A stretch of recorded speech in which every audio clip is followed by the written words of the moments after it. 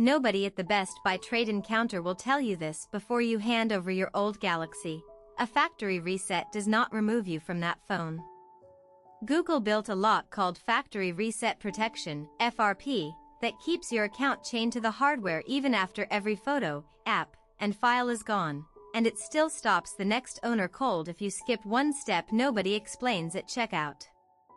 Here's the technique nobody teaches new Android sellers.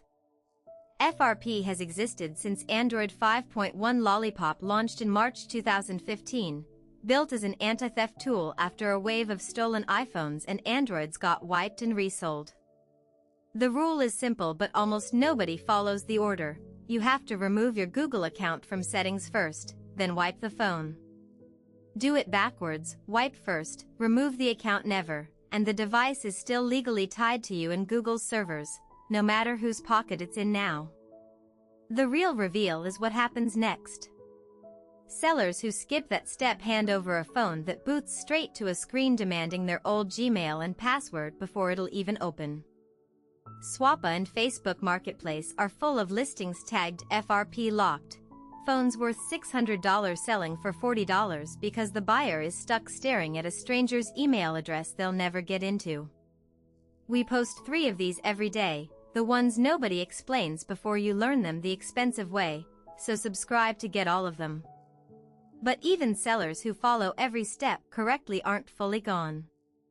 Google keeps location history, now called timeline, tied to your account identifier on its servers for weeks after the reset, and Samsung's own Galaxy Diagnostics quietly ping the same device serial number back to your Samsung account unless you separately unlink it under Accounts and Backup. Comment below if you've ever bought a used phone and watched someone else's Google Photos backup start syncing to it, because Samsung's own support forums list it as their top Galaxy trade-in complaint. Here's the part that turns this from inconvenient into invasive. Your phone's advertising ID, the number that lets apps build a profile of you, isn't wiped by a factory reset either.